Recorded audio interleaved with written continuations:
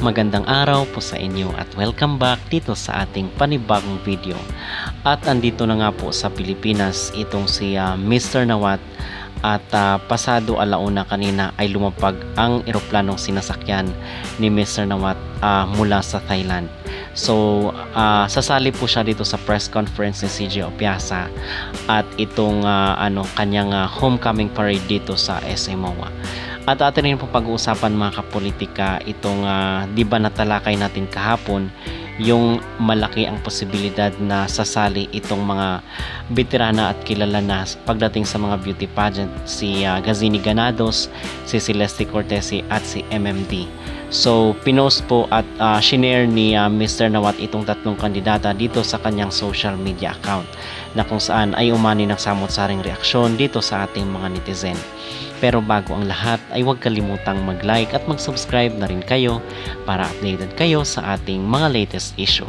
At tila ba pinapainit na rin ni Mr. Nawat ang Miss Grand Philippines na gaganapin sa susunod na buwan yung kompetisyon.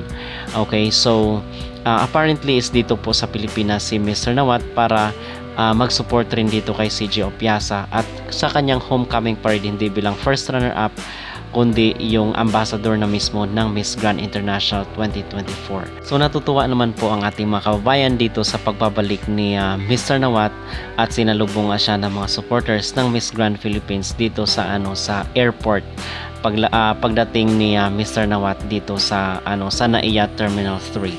So mabuti ito na kung saan ay very supportive itong si Mr. Nawat sa reigning queen na si CJ Opiasa, and na-appreciate natin, na-acknowledge na recognize po natin yung effort ni Nawat.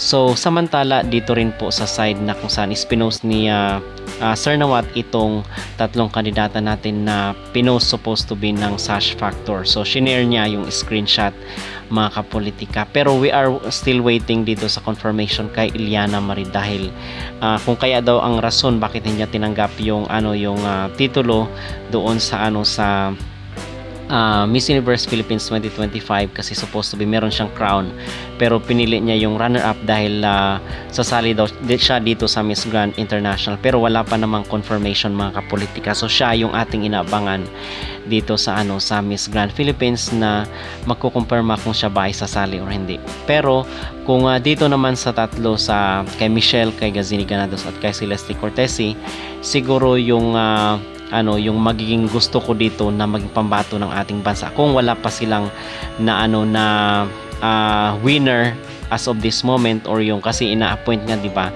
So kung wala pa naman silang napipili mga kapolitika, ang gusto ko na maging representative ng ating bansa yung talagang pang Miss Grand ang beauty is itong si Gazini Ganados. Okay, hindi talaga natin ma-ignore at may pagkakaila yung tagline niya na ganda at yung kanyang Mediterranean beauty.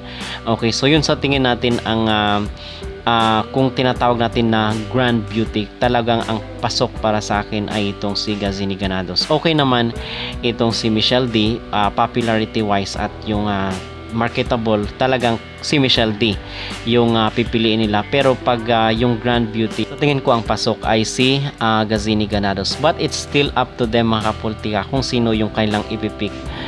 Pipiliin at papadala doon sa Thailand para makipaglaban dito sa Miss Grand International 2025.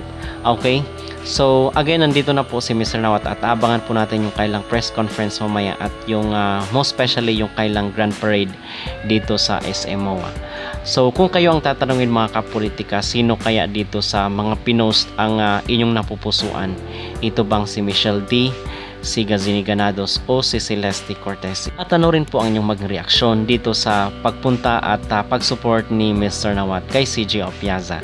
Mag-comment down below at huwag kalimutang mag-like at mag-subscribe na rin kayo para updated kayo sa ating mga latest issue.